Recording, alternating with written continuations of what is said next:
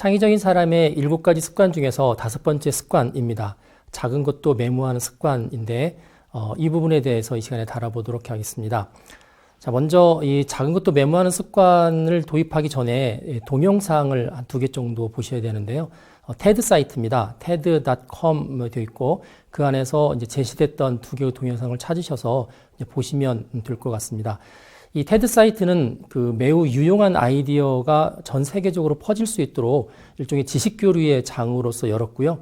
그러다 보니까 모든 분야의 전문가들이 평생 본인이 뭐 20년, 30년 동안 해왔던 것 중에서 딱 한 18분 내외 정도의 메시지만을 축약해서 사람들한테 들려주고 싶은 이야기를 이렇게 동영상으로 녹화해서 진행을 합니다. 그렇기 때문에 여러분들이 TED 사이트를 이용하시면 정말 창의성에 많은 도움을 받게 되고요. 다양한 분야의 전문가들이 어떻게 본인들의 의견들을 가지고 있는지, 어떻게 살아왔는지를 여러분들이 충분히 경험을 해볼 수가 있습니다. 이 테드 사이트가 워낙 유명해지니까 이제 비슷한 사이트들이 많이 생겼죠. 우리나라에도 2011년부터 CBS에서 세바시라는 프로그램이 생겼는데 세상을 바꾸는 시간 15분. 테드는 보통 18분 이내로 규정을 하고 있는데 이제 여기 세바시는 15분 이내 정도로 규정을 하고 있죠. 이 테드 사이트의 아류들이 여러 군데 많이 생길 정도로 테드에 보면은 여러분들한테 도움이 될 수 있고 특히 창의력에 도움이 될 수 있는 부분들이 있습니다.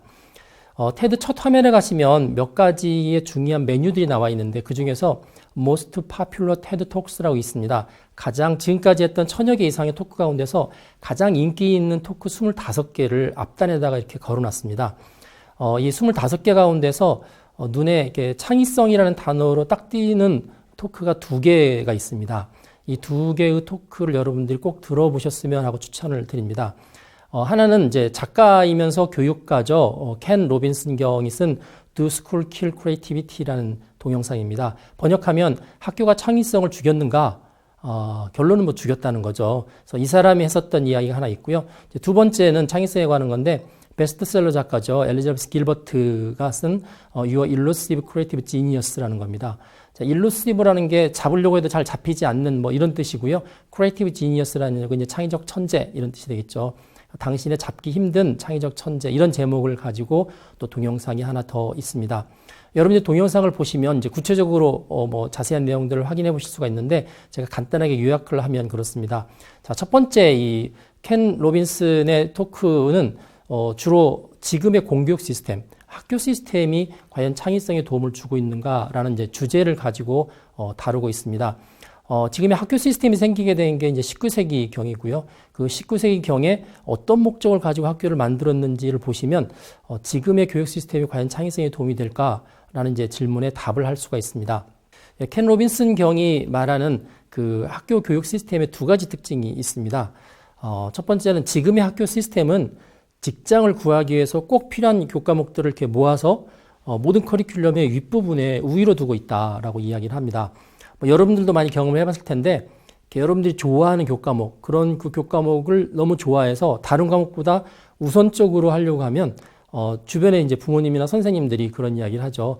그런 교과목에 관심을 둬서는 나중에 직장을 절대로 못 구하니까 제대로 밥 벌어 먹고 살지 못하니까 그런 과목들은 그냥 취미 생활을 하고 너가 좋아하는 핵심 과목으로는 부적절하다. 뭐 그런 이야기를 많이 들었을 것 같습니다. 그래서 학교는 직장을 구하기 위한 필요한 교과목들을 우선 가르치는 과목이기 때문에 그래서 지금의 창의성에는 그렇게 적합한 시스템이 아니다라는 이야기를 하고요. 또 이제 두 번째는 기존의 19세기부터 만들었던 이 학교라는 공교육 시스템은 이걸 만들었던 사람들이 주로 대학 교수들인데 대학 교수들이 그 당시 학생들 모두를 본인 대학 교수처럼 이렇게 끌어올리려는데 상당히 많은 목적을 이렇게 두고 있었습니다. 그래서 그 최고의 지점이 바로 대학 교수라고 보시면 될 것 같습니다.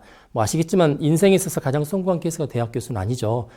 그런 면에서는 창의성을 기반으로 한 다양한 분야의 성공을 놓고 볼 때 지금의 이 교육 시스템의 클라이막스가 한쪽으로만 편향되어 있다는 것도 굉장히 큰 문제다라고 이야기를 하고 있습니다.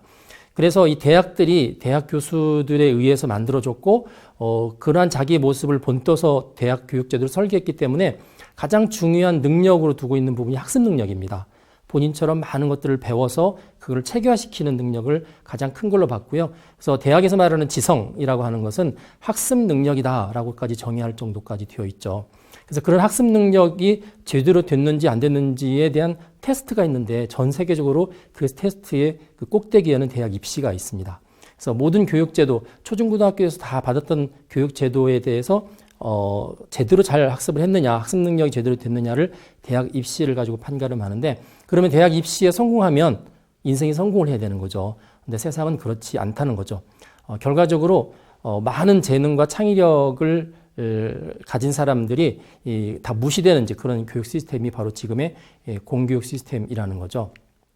그리고 이런 공교육 시스템에서는 학습 능력을 중요하게 가르치기 때문에 만약 학생들이 실수를 하면 그 실수를 용납하지 않습니다. 그래서 학교에서 최악의 일이라고 하면은 배운 거와 다르게 실수하는 거죠. 그러면 그 학생은 학교에서의 평가에서 항상 밑에 있게 되는 겁니다. 그런데 이제 창의력 같은 경우는 실수를 자꾸 반복을 해야 되죠. 실수를 해도 격려해주고 또 실수 자체가 경험이 되고 하는 거기 때문에 지금의 이제 학교라고 하는 공교육 시스템과 창의력은 상당히 이렇게 모순된 관계를 가지고 있다라고 볼 수가 있을 것 같습니다. 그래서 지성을 보는 관점도 학습 능력에서부터 다른 데로 바뀌어져야 되고요. 그다음에 창의력을 제대로 정의해서 창의력이라고 하는 거가 이 가치를 끌어낼 수 있는 독창적인 아이디어를 생각해내는 프로세스고 또 서로 다르게 이렇게 발달된 여러 사람들의 관점들이 상호작용해서 일어나는 거기 때문에 이런 부분을 학교에서 이제 수용을 해야 된다는 겁니다. 인간의 능력의 풍부함이라든지 인간의 다양성 또 각자 타고난 재능들을 인정하는 교육이 이루어져야 된다는 게 이제 바로 켄 로빈슨의 동영상의 키포인트가 됩니다. 네, 두 번째 동영상은 엘리자베스 길버트의 테드 동영상입니다. 이 엘리자베스 길버트는 세계적인 베스트셀러를 썼는데 제목이 Eat, Pray, Love라는 이제 그런 책입니다. 그래서 삼성전자에서 휴대폰을 한때 이분의 책 제목을 이제 이렇게 도용을 해서 그걸 응용을 해서 Talk, Play, Love라고 한때 선전을 한 적이 있었습니다. 영화로도 이 책이 번역이 되고 각색이 돼서 영화화되었고요. 2011년도에 똑같은 제목으로 우리나라 말로도 먹고 기도하고 사랑하라 라는 제목으로 줄리아 로버츠가 주연하는 영화로서 이렇게 나와 있습니다. 이 사상 초유의 거의 베스트셀러를 썼었던 엘리자베스 길버트한테 많은 사람들이 질문했답니다. 다음번 작품을 쓸 때도 이전처럼 베스트셀러를 쓰겠지? 만약 못 쓰게 되면 본인이 괴로울 텐데 그거 어떻게 할 거야? 뭐 이런 이제 유해지는 척 하면서 사실은 상당히 마음에 부담을 주는 질문들을 많이 했다는 거죠. 본인도 그 질문을 들으면서 많은 고통과 갈등을 느꼈는데 본인뿐만이 아니라 많은 창작적 문화는 작가, 화가 이런 사람들이 한때 사람들의 주목을 끌었던 작품을 만들고 나서 그 뒤에 작품을 만들 때 상당한 슬럼프에 빠지고 괴로워하는 것을 많이 지켜봤습니다. 그래서 이 엘리자베스 길버트가 본인에게 닥친 이 문제를 어떻게 해결했는지를 말하는 게 바로 이 동영상이고 이 동영상 가운데서 매우 중요한 몇 가지 키워드가 나오는데 첫 번째 키워드가 과연 천재라는 게 뭘까? 지니어스라는 게 뭘까?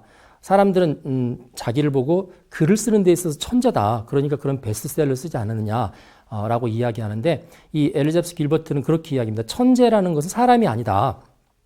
정확히 표현하면 천재적 창의성은 그 사람하고 합치된 게 아니라 그 사람 바깥에 있는 거다. 그래서 자기가 마음대로 꺼내서 쓸 수 있는 게 아니라 자기도 예상하지 못했던 때 그 천재라는 그 존재가 본인한테 손님처럼 찾아올 거다. 찾아와서 자기 작품하고 연관이 되면 그 작품이 사람들한테 굉장히 호응이 좋은 작품이 되는 거고 만약 연결이 되지 않으면 그 상태로 그냥 평범한 작품이 되는 거다. 이렇게 이제 본인과 천재를 분리를 시켰습니다. 그러면서 하는 이야기가 그 이전에 그리스 로마 시대에도 가면은 지니어스라는 표현이 있는데 그림을 그리다가 조각을 만들다가 연설을 하다가 저 사람이 정말 다른 사람들하고 다른 모습의 어떤 창의적인 걸 보이면 저 사람한테 지니어스 같은 존재가 있다. 지니어스라는 어떤 영감, 그다음에 어떤 경우는 요정, 신으로까지 생각을 했거든요.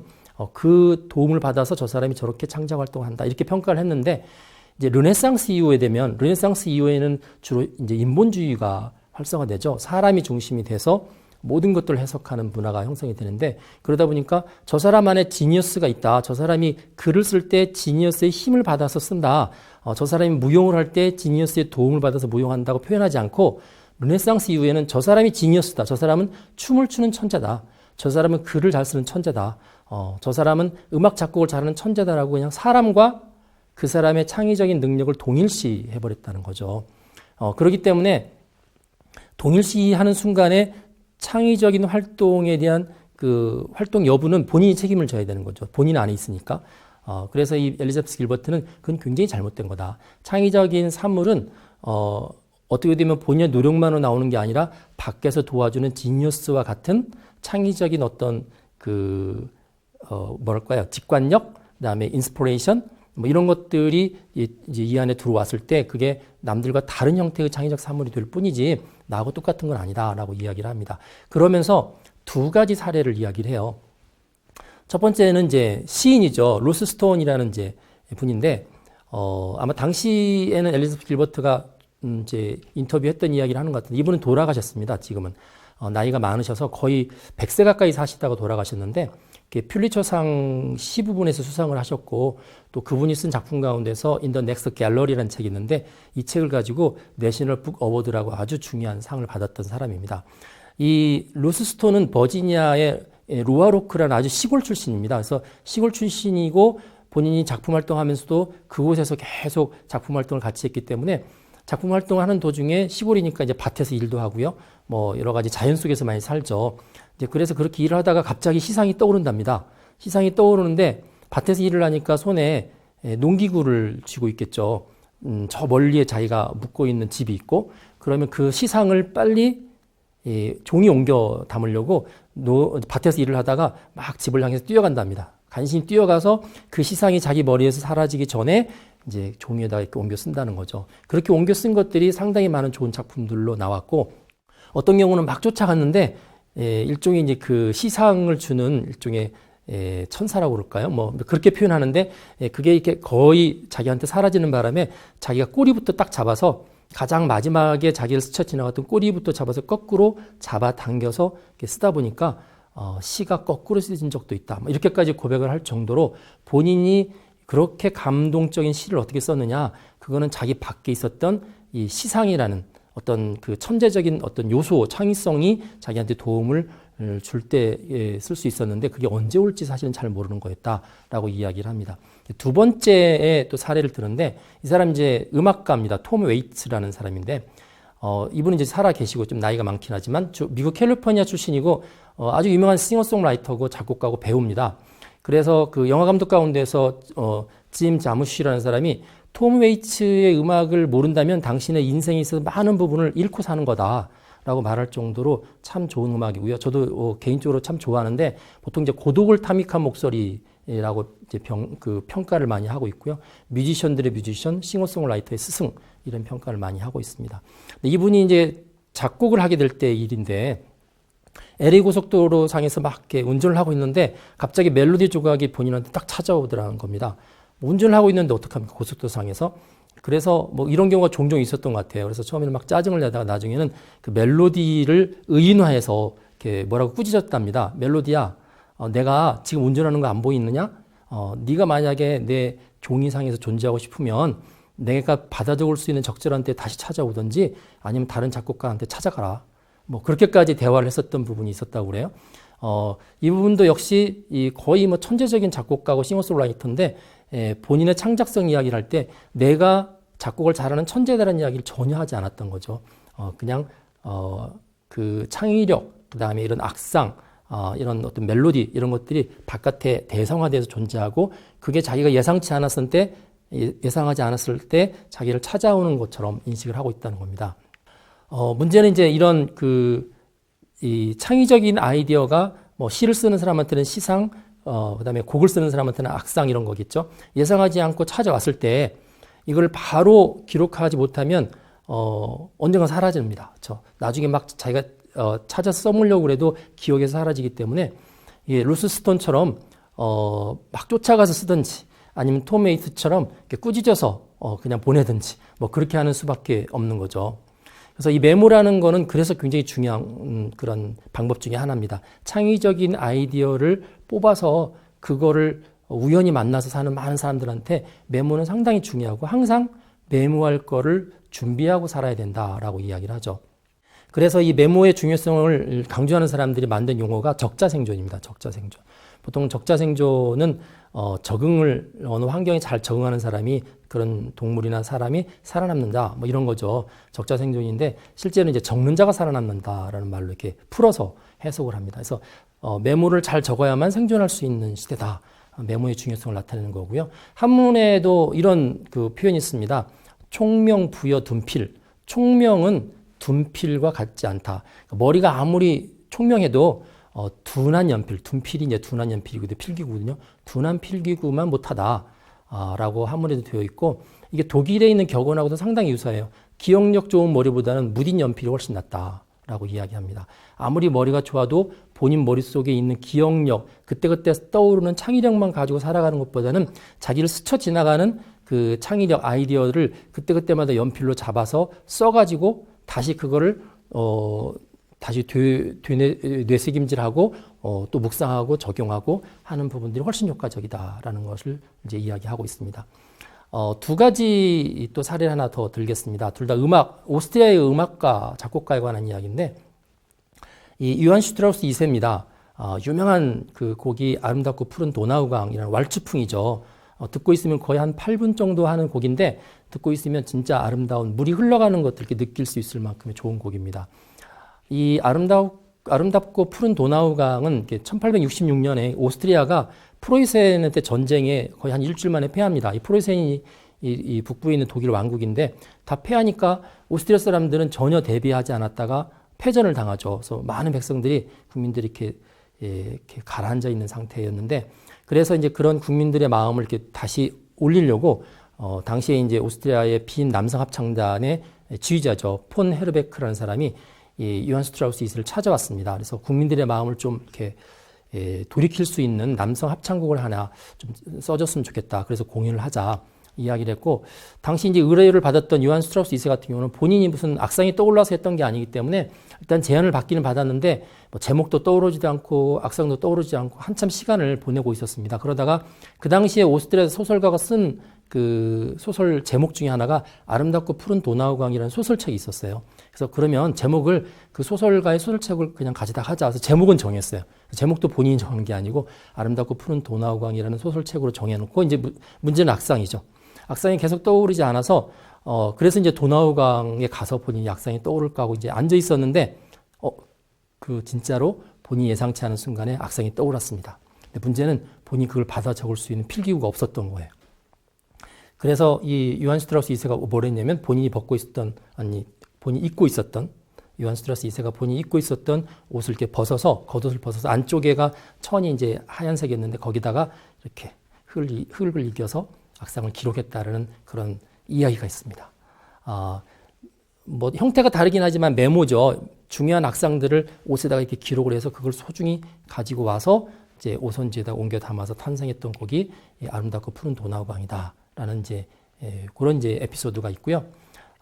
또 오스트리아 작곡가인데 이 안톤 브루크너라는 사람이 있습니다. 교향곡 뭐 4번, 7번, 9번 굉장히 많은 걸 썼고, 이 사람은 특히 올간을 굉장히 연주를 잘해서 올가니스트로도 많이 알려져 있습니다. 한 번은 이제 교향곡 9번을 쓰고 난 다음에 어떤 사람이 이제 아마 기자였던 걸로 기억해요. 이 곡을 언제 작곡했습니까? 라고 이야기했더니 이 사람이 하는 이야기가 칼렌버그라는 산에 올라갔을 때 배가 고파서 도시락을 먹다가 갑자기 악상이 떠오르더라. 그래서 도시락 먹는 걸 중단하고 와서 악상을 받아 적었다. 이렇게 이야기를 합니다. 그래서 이 둘 다 오스트리아의 작곡가인데 어떤 악상이 떠올랐을 때 그거를 메모로 옮기거나 아니면 바로 즉시 옮길 수 있는 환경이 되었기 때문에 이 두 곡이 존재했던 거죠. 그래서 메모는 이런 것처럼 명곡을 존재하게 하기도 하고 또 내지는 사라지기도 하는 그런 특징을 가지고 있습니다. 1972년도에 일본 항공 471편이 후지산유를 지나가다가 기상악화로 인해서 추락했던 사건이 있습니다. 거의 한 80여 명의 승객들이 대부분 다 사망을 했는데 워낙 사고가 큰 사고라서 그 사고의 원인이라든지 뭐 이런 것들 제대로 찾지 못했을 때인데, 시체를 수습하다가 어떤 시체의 주머니에서 메모장을 꺼냈습니다. 그 메모장을 보니까 비행기가 추락하기 전에 그 짧은 불과 5분에서 10분 사이인데 그 5분에서 10분 사이에 그 비행기가 어떻게 변하고 있는 상황을 메모를 했었던 종이가 발견이 된 거죠. 그래서 비행기의 상황이 이게 조종사의 실수가 아니라 어떤 기상학과 때문에 벌어졌구나라는 거를 그 메모장을 통해서 알게 됐던 사건이 있었습니다. 사실 일본 사람들은 세계적으로 메모를 잘하는 국민들로 많이 알려져 있는데 그게 평소에 습관이 되어 있기 때문에 위기 상황에서도 그런 습관에 따라서 메모를 하는 게 가능했지 평소에 메모 안 하던 사람이 그런 상황에서 특별히 메모할 일은 거의 없겠죠. 그래서 메모하는 부분들이 또 이런 극한 상황 가운데서 어떻게 발휘가 되는지를 이제 보여주는 일화 중에 하나고요. 아인슈타인한테 이제 어떤 기자가 와서 질문을 했습니다. 질문하기를 그 실험실에 와서 실험실 안에서 연구용 실험 장비를 좀 잠깐 보여주시겠어요? 라고 이야기했더니 아인슈타인이 자기가 가지고 있는 만년필을 꺼내서 이렇게 보여줬습니다. 이제 이 사람은 뭔가 특이한 실험 장비나 뭐 이런 걸 기대를 했는데 만년필을 딱 꺼내주니까 당황을 했죠. 그래서 다시 질문을 바꿨습니다. 그러면 가지고 계신 과학 장비 가운데서 진짜 중요한 장비가 뭡니까? 그랬더니 또 사무실 구석에 있는 휴지통을 가리키는 거예요. 저 휴지통이 진짜 중요한 과학 장비다. 그러면서 이제 질문한 사람이 굉장히 당황하니까 대답을 했습니다. 나는 평소에도 머릿속에서 뭔가 이렇게 생각이 떠오르면 바로 메모하는 습관이 있다.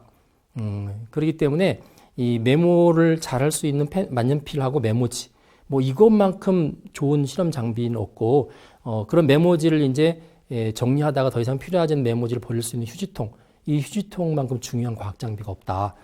이렇게 대답을 했습니다. 그러면서 아인슈타인이 했던 이야기가 통찰력, 사람의 머릿속에 떠오르는 통찰력이라는 것은 오래 지속되지 않는다. 그렇기 때문에 빨리 신속하게 기록해야 된다. 이게 아인슈타인이 남겼던 말입니다. 아인슈타인이 우리보다 상당히 머리가 좋은 걸로 알려져 있고 많은 통찰력을 가지고 있는 사람으로 알려져 있는데 그가 주장했던 부분들은 그런 사람의 머릿속에 있는 통찰력은 믿을 수 없는 거다. 그렇기 때문에 통찰력이 생기는 순간에 메모를 하는 습관을 가져야 된다라고 이야기를 하고 있습니다. 메모하지 않은 아이디어는 더 이상 존재하지 않습니다. 그래서 메모한 아이들은 지금까지 살아남아 있고요. 그래서 창의적인 사람들은 작은 것도 메모하는 습관을 가지고 있고 창의적인 사람뿐만이 아니라 일반적으로 성공하는 사람들은 이런 메모하는 습관들을 항상 가지고 있습니다. 그래서 여러분들도 이렇게 메모하는 습관을 가지면 좋겠다는 말씀을 드립니다.